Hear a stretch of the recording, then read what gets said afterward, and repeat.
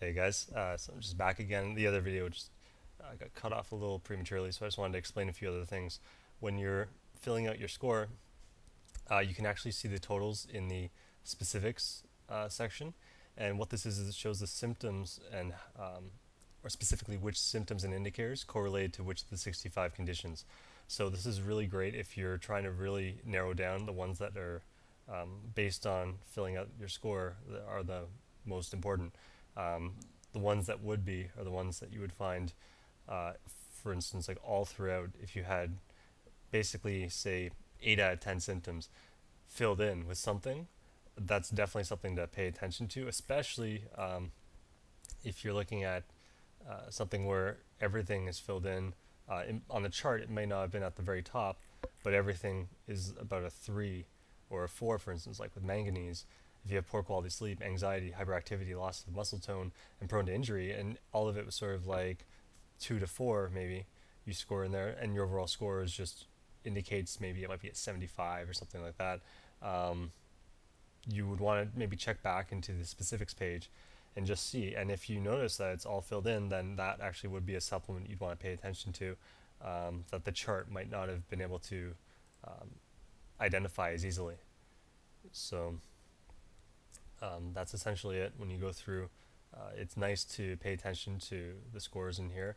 Again, though, the chart, when you fill it out, you'll notice a lot of things that anything that really goes beyond 50 is where you should be paying some attention to. 75 definitely, you want to pay attention to that, and anything over 100 is generally your main concern.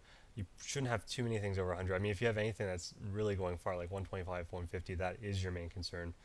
But for the most part, most people will have um, maybe around 3 scores, maybe at most 5, that come close to the 100 range, or just go around like between this range here from 75 to 125, or just above 100.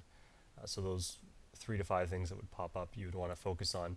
And not to say that the things less than that are far less important. They could definitely be, but for all purposes of the uh, health symptoms analyzer, those are the ones that would have that it feels are the most concern.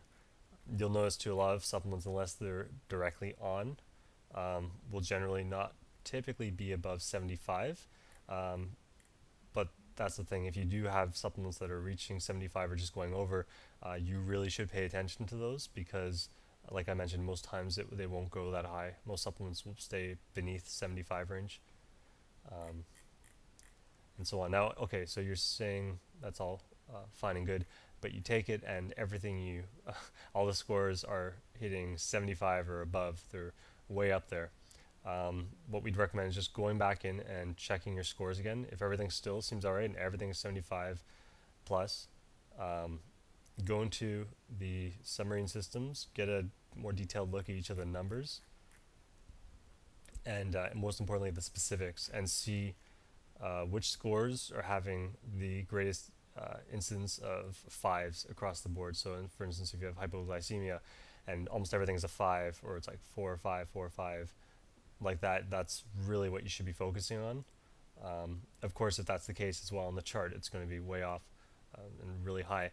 Also, to bear in mind, if you are having high scores across the board, there still should be some scores that are higher than the rest. That might be about 125, for instance.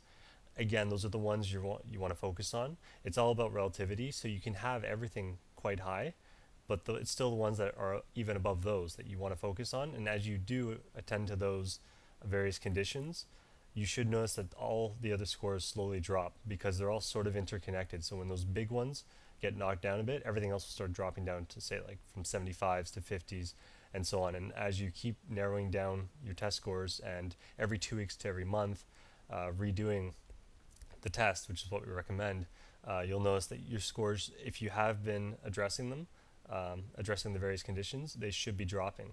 So again, as that happens, just always go after the major ones that are popping up, and you'll find that some of the other sub-conditions, other conditions will correlate back to the ones that score very highly. So for instance, you might not have scored high on iron, but there might be a circulatory issue that was high, and for that reason iron might actually be indicated. But again, it's all based on relativity.